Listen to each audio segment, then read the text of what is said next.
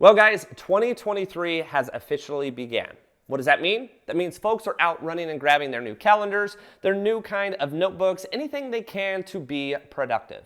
Well, unfortunately enough, about 43% of those folks that make a New Year's resolution in January, according to data, will actually fail by the first day of February.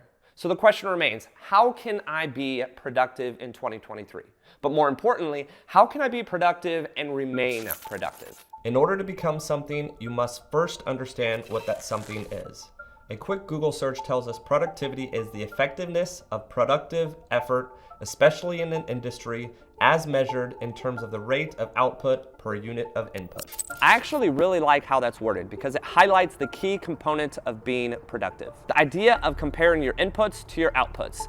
This actually supports having a productivity system in place so your brain can focus on what matters most, and that's work. The easiest way to be unproductive is to attempt to remember everything you have to do that day. Our brain can only juggle about 4 things at once, so to assume that you can operate a to-do list, a calendar, and new ideas all on memory alone is insane.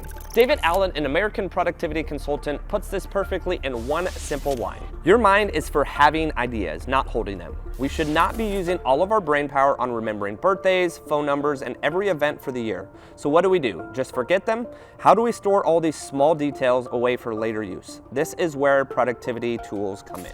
If you're watching this video, chances are you're more than likely alive. More importantly, it means you're living in the 21st century, where there are a sea of tools to help you organize and run your life. There are a ton of tools out there to choose from, but my top 3 would be my calendar, my notes, and my email. To give you guys an example, when it comes to my calendar, I can tell you just being an individual that owns his own business and essentially works off of appointments. If I don't go on appointments to show homes, if I don't go on appointments to meet with sellers to list their home, if I don't even go on appointments out to a bar to meet a new client, I am not doing any business. So being able to time block my schedule day in and day out, have a little bit of flexibility on the weekends, but at the end of the day, making sure I am sticking to that calendar and not double booking myself or even forgetting that I have an appointment. You know, the worst thing that you could possibly do is get a text saying, hey, I'm here, and then you don't even necessarily remember who that is or where they're at because you didn't put it on your calendar. So truly, nothing is more important to me than my calendar, making sure I'm making those appointments. If I had to remember every single appointment that I had on a weekly basis without the guide and aid of my calendar, my life would be a total nightmare. The next thing that I use on a daily basis is the notes on my phone. Now, if you are an iPhone user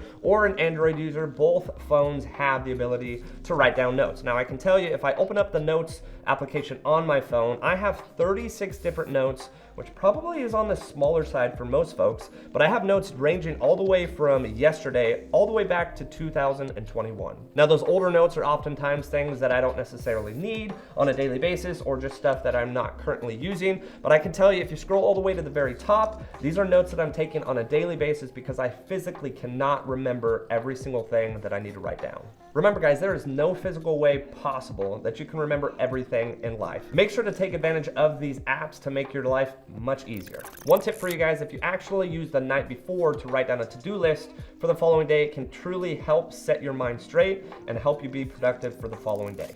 You're oftentimes not even going to remember a majority of what you have to do. So again, my suggestion or tip would be to write down a to-do list the night before. And lastly, one of the most important tools that I utilize, and I would assume that most of you guys utilize on a daily basis, is your email address. And I can tell you, I am super OCD when it comes to my email address. I'll actually give you guys a good story here. A little over 2 years ago, I had been at a real estate company for about 3.5 years. I was with eXp Realty, decided to transfer over to Real Brokerage, which is where I'm at now. We're talking about an individual agent that had really not experienced anything but that same brokerage for the first 3.5 years of being an agent. Well, I was not necessarily aware of it at this time, but I used an eXp email, meaning I used a corporate email. And when I decided to change brokerages and leaving that corporate or that particular brokerage, I lost access to that email.